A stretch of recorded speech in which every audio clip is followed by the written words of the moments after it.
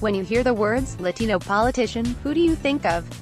I suspect the first, and perhaps even the only person who comes to mind is Marco Rubio, the Republican senator from Florida. Who can forget Rubio's response to the president's State of the Union address in February? The nervous, and apparently parched, Rubio awkwardly took a swig from his diminutive water bottle. This became one of the most memorable moments of his career. The incident went viral in minutes. Social media sites exploded. All of my liberal friends and colleagues took the opportunity to mock him, too. I couldn't help but jump on the bandwagon myself. What the whole water bottle incident did, however, was distract from the issues. Rubio, like it or not, became an even bigger household name. I suppose he had the last laugh. He made out like a bandit when his joke water bottle sales raised him $125,000. The problem for Latinos in the U.S. is that we are a large and diverse population. Rubio hardly speaks for all of us. Yes, very few American Latino politicians are known nationally, let alone internationally. And Latino women politicians? Forget it. Thanks to the media, our diversity is virtually unknown in other parts of the world. The whole Rubio ordeal reminded me that Latinos are rarely recognized for anything of substance. When was the last time a Latino went viral for doing a good deed? I suspect never, although I would welcome being proven wrong. There are so many Latino politicians doing important work. Even if I radically disagree with their politics, I think the world needs to see the vast spectrum of their ideologies and accomplishments. This list is a very small, but important start. 1. Senator Leticia Van de Putte, member of the Texas Senate, Democrat. While Senator Wendy Davis rightfully received praise last week for her marathon filibuster of the controversial abortion bill that would force many Texas abortion clinics to close, there was another Democratic lawmaker calling out her male colleagues for silencing the legislature's female representatives.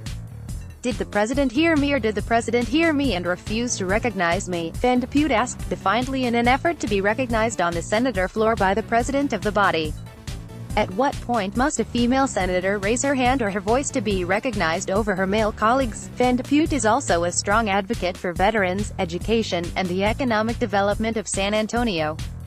In addition to many honors and awards, the senator has represented Texas Senate District 26 since 1999, has served as the chair of the Texas Senate Democratic Caucus, and has been a practicing pharmacist since 1980.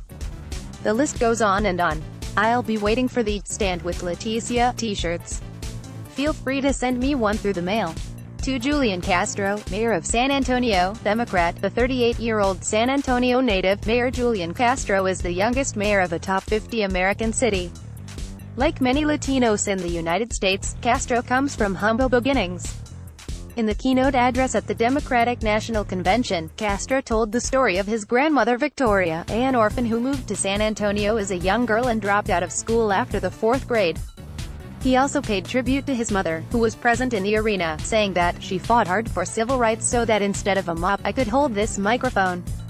As a daughter of working-class Mexican immigrants, I was particularly moved by this image. The narrative resonated with many second- and third-generation Latinos, and the speech automatically launched Castro into a brighter national spotlight. Soon after, many began calling him the Latino Obama and a Latino Messiah.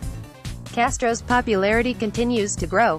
A new poll surveying Latino voters, PDF, shows that Castro as vice president would help attract even more Latino voters to the Democratic Party. Among the 1,200 respondents, 32% said Castro as vice president would make them much more likely to vote Democrat. If this is really the case, the Republican Party will really have to hustle to attract Latinos. In the last election, Republican presidential candidate Mitt Romney received a mere 27% of the Latino vote. 3. U.S. Senator Ted Cruz, Republican from Texas. Though many critics believe the Tea Party senator from Texas is not being Latino enough, Cruz does make an effort to play up his Cuban origins. According to his website, Cruz's father fled the Cuban Revolution and arrived Texas in 1957 without any money or able to speak a word of English. He washed dishes for 50 cents an hour, paid his way through the University of Texas, and started a small business in the oil and gas industry. Despite